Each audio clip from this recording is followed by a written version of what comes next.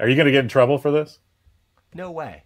I was Okay. given this specifically to Ah, review by to Eric talk it Rice. up. This I was gotcha. they sent me this thing, right? So All right. this now let's talk. Let's be. Are we the So, first to talk so about Barry Windsor-Smith's monsters?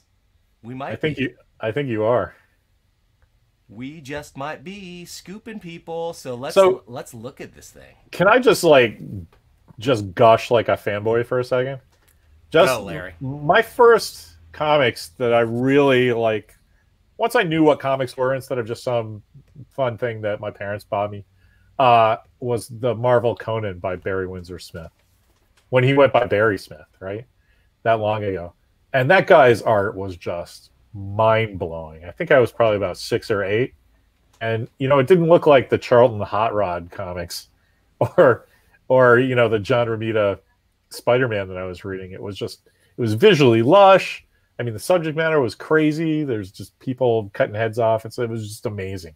It actually made me read all the Robert E. Howard paperback stories, and so of course I followed this guy's career the entire time. And then he just kind of stopped doing comics, but Well, but apparently yeah. he's Yes.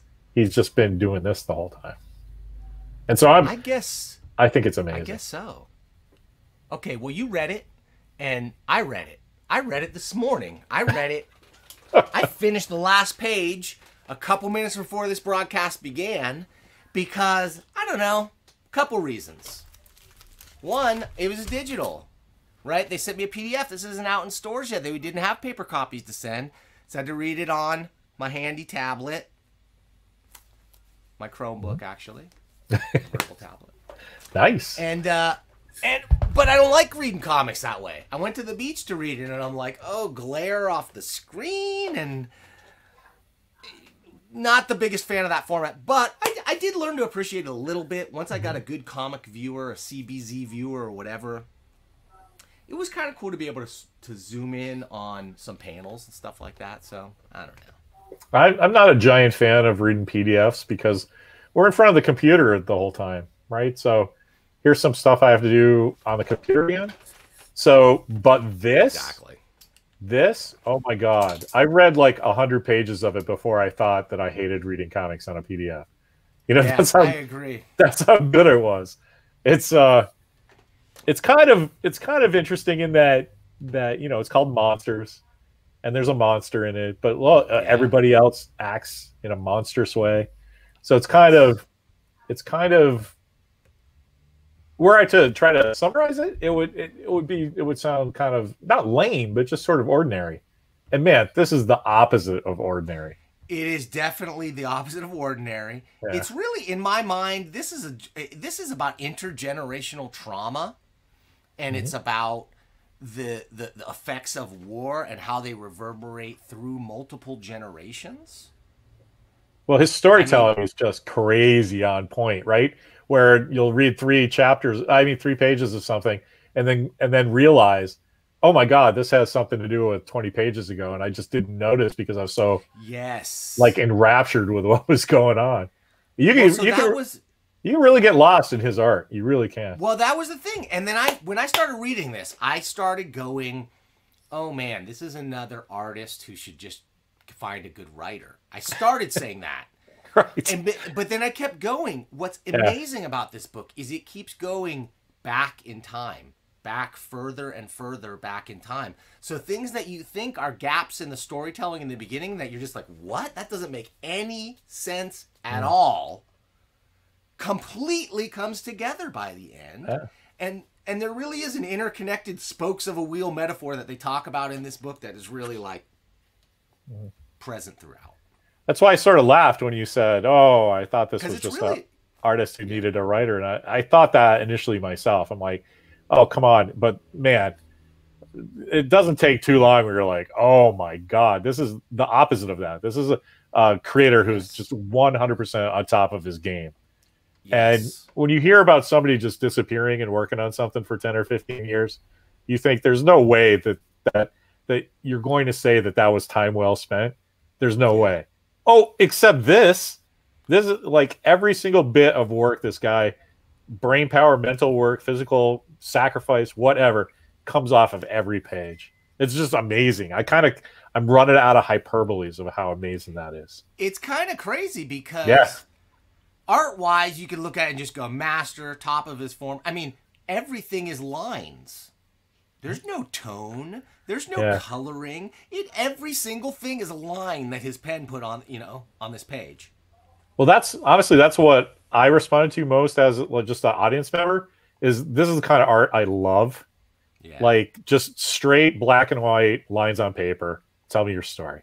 Like I don't really even like color comics, and I hate computer colored comics with the crazy gradations and stuff. This is what I want out of comics, and it's amazing.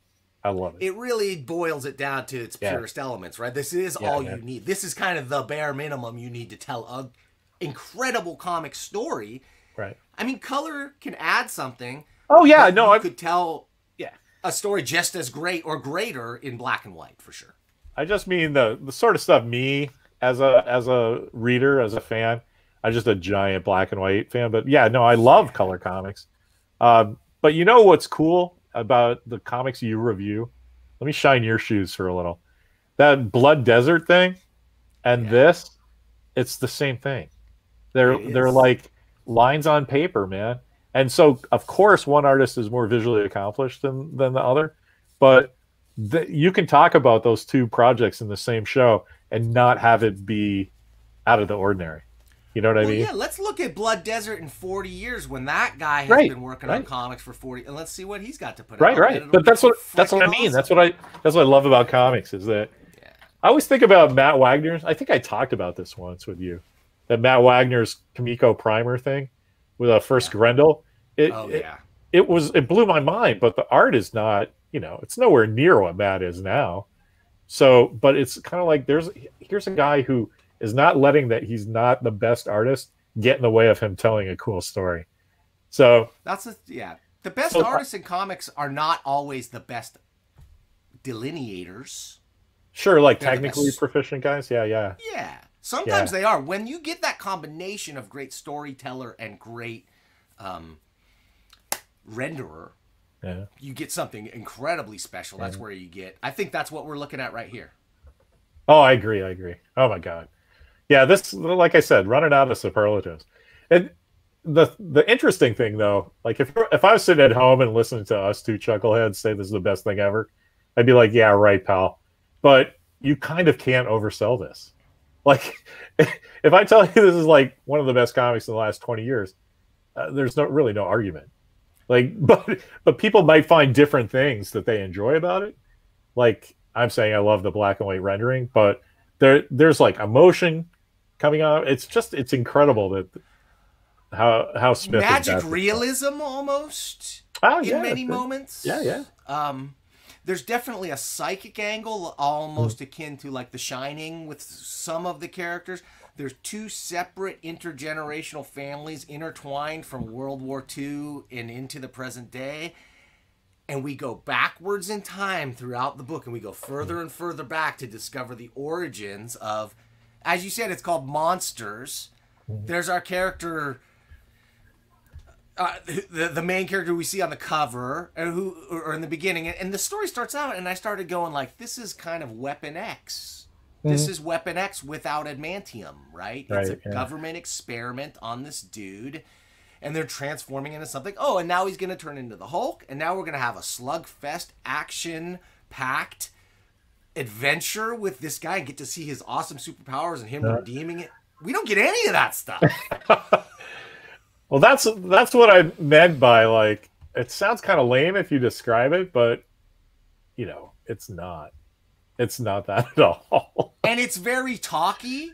It's mostly dialogue. It's a lot of dialogue and a lot of complicated conversations and a complicated set of characters that interact with each other.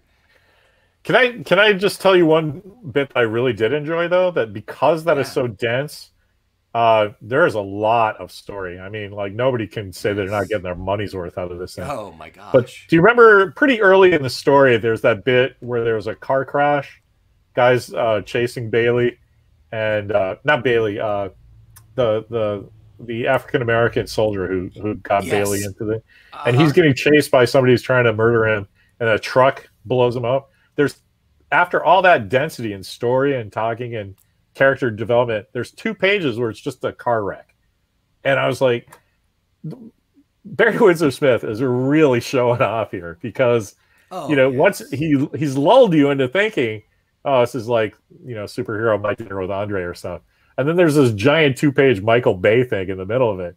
And he's just really showing you the whole spectrum of what you can do in comics. Oh, yeah. That I just, this is just amazing. This could be a movie. This could be a great movie.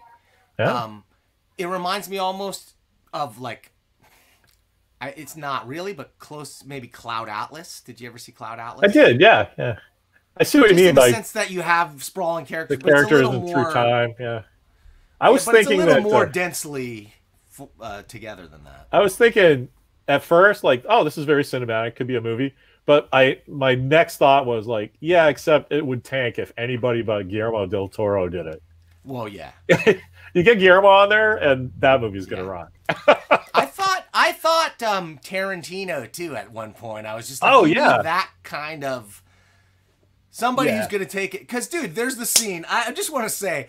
I read the whole thing, and Larry was telling me as I sent this to him, he's like, dude, this is bleak. It's getting bleaker. It's getting bleaker. And then we get to the point where the Nazi forces the other Nazi to fillet him. I don't know if you... There's some crazy shit in here. The Nazi professor dude who you think he's the genetic... engineering version of Werner von Braun, right? You go like, oh, he's this Nazi genius who was plucked out and then brought into the American military, and like Werner von Braun went on to help create the space program, this guy went on to create the genetic monstrosity program, or whatever that they're doing.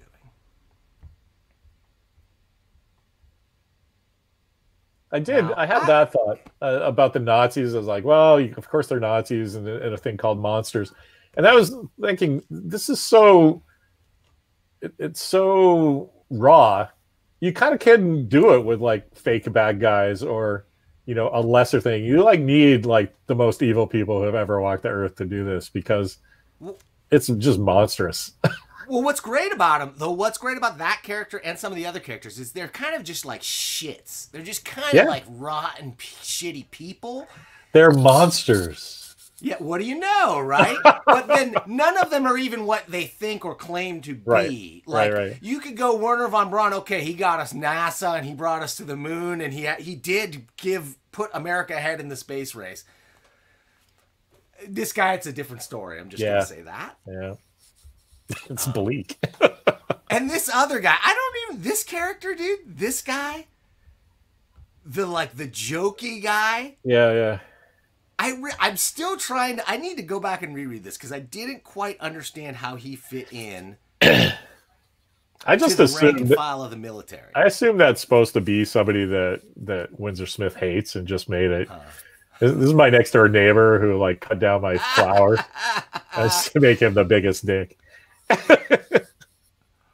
Well, so we get a lot. I mean, another thing that's interesting is, when we go into flashback mode in some of the later, let me see if I can. Do you know who lettered this? Does it say? As far as I know, he did. Because he's got kind of a Ken Brusnak thing going on there with a.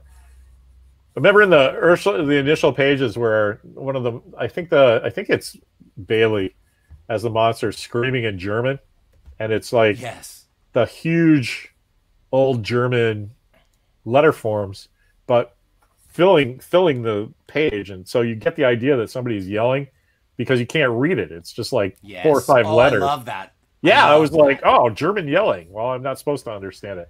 I thought that was super, super compelling.